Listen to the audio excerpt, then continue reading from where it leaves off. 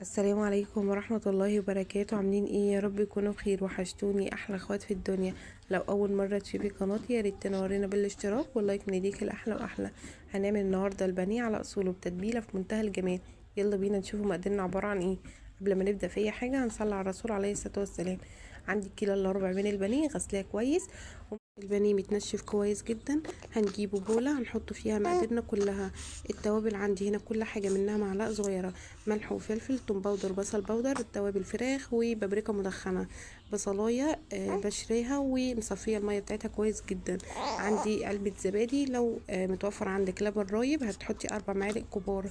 حطيت كمان بيضايه عندي، وبعد كده هرجع احط بيضايه تاني بس لما اخلط الخليط ده كله كويس جدا مع بعض. طيب لو عندك مثلا بالهاند برندة تضربيهم ضربة خفيفة برضو عشان البصل مش عايزين فيه تكتلات معانا. هنا هقلب كويس جدا زي ما انتم شايفين، وبعد كده حسيت الخليط تقيل شوية ورحت ضايفة عليه بيضاية. هنا مش عايزين نحطه سوائل تكون خفيفة، يعني مش حليب، مش كمان انا مصفية الزبادي عندي من المية بتاعتها. طبعا هنا قلبت كويس جدا، وبعد كده هجيب بقى عندي هنا الدقيق بالتدريج. يعني ممكن تستعملي نص كوبايه لكوبايه، يعني حسب الخليط اللي انت عاملاه.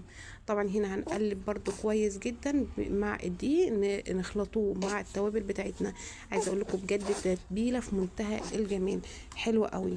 هنا استعملت قد ايه دقيق؟ استعملت معايا دقيق هنا كوبايه، نص كوبايه كده، الا يعني معلقتين عليهم. طبعا بصوا الخليط كده عندي تقيل زي خليط الكرنبيط بالظبط. طبعا البانيه هنا بعد ما تنشف كويس جدا هبدا اجيب الشرايح بتاعتي، ولا خفيفه قوي ولا تقيله قوي، يعني الوسط. طيب لو تخينه قوي سميكه هتبقى معاكي نيه وهتلاقيها من فوق اتحرقت معاكي ومن جوه مش مستويه. طيب لو خفيفه قوي هتلاقيها معاكي شبه الشيبسي كده وملهاش طعم البانيه خالص. عايزين نمسك العصايه كده من نصها، يعني خفيفه مش خفيفه قوي ولا تقيله قوي، كده مظبوط. قلبناها كده وسيبناها في التتبيله عندي دي لمده 3 ساعات. كل ما تسيبها في التتبيله كده تشرب من قلبها كده ويبقى طعمها حلو قوي. جبت هنا بوله غويطه حطيت فيها بصمات ناعم، ما حطيتش فيها اي حاجه تاني. خلاص بقى ما تحطيش بقى بيض تاني، مش هنحطه بيض في طبق ولا في دقيق في طبق والكلام ده كله، لا. هنجيبه بقى البصمات عندي كده في بوله او في كروانه غويطه، وتروحي جايبه كده وتضغطي هنا بقى بقلب كده مليان، تضغطي كويس جدا. طبعا كل ما تضغطي عندك كده هنا عندك في البانيه بيمسك معاكي البصمات كده وبتدي طعم حلو معاكي، وفي نفس الوقت هتقرمش معانا من بره ومن جوه كده، هتبقى معاكي طريه كده وطعمها حلو قوي.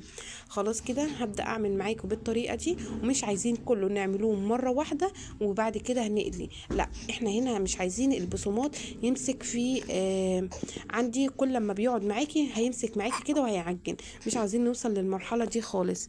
خلاص كده هبدا اجيب بالبانيه كده، وببدا ايه، كنت مولعه على الزيت عندي لغايه لما يسخن. طيب ولا نار عاليه قوي ولا واطيه قوي، عادي خالص، النار عادي خالص مظبوطه زي ما بتحمري بطاطس كده. خلاص كده هنا ببدأ اضغط عندي كده في البصمات. طبعا احنا قلنا بقى مش هنحطه في طبق في بيض ولا طبق دقيق والكلام ده كله، لا مش هنعمل كده خالص.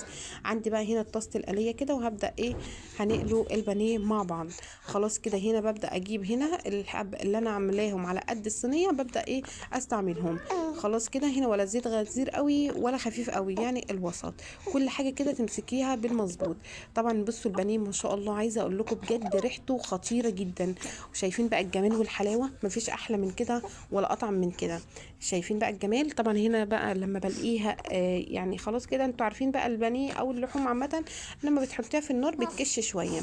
طبعا هنا خلاص كده ببدا ايه، الحته اللي بلاقيها فاضيه بتجيب بقى بانيه وبعمل نفس الطريقه بالشكل اللي احنا شفناه مع بعض. طبعا هنا بتطلعي البانيه كده. بصوا عايزه اقول لكم بجد ريحته حلوه قوي، والكفر بتاعه مش بيطلع خالص، وماسك كده في اللحم مع نفسه زي ما انتم شايفين كده. بصوا الطبق، عايزه اقول لكم بجد يعني الاضاءه كمان ظلماه. شايفين بقى، عايزه اقول لكم لونه بجد في منتهى الجمال وطعمه حلو قوي قوي. عملت هنا مكرونه بالصلصه وبطاطس محمره، وكان عندي كاتشب ومايونيز. بجد كانت وجبه سهله وبسيطه وعلى خفيفه كده وعلى قد الايد. والتتبيله بجد دي في منتهى الجمال. شايفين بقى الفراخ عامله ازاي كده من جوه. خلاص كده شايفين بقى الجمال والحلاوه دي. بصوا الكفر هنا، بصوا مقرمش كده وماسك كده وطعمه حلو قوي. بصوا الكفر مش بيطلع معانا. لو عجبتكم وصفتنا النهارده ما تنسوناش بلايك من ايديكم الحلوه واشتركوا في القناه عشان القناه تكبر بيكم باحلى عيله في الدنيا. انا بوريكم هنا الكفر عامل ازاي. حطوا لايك والسلام عليكم ورحمه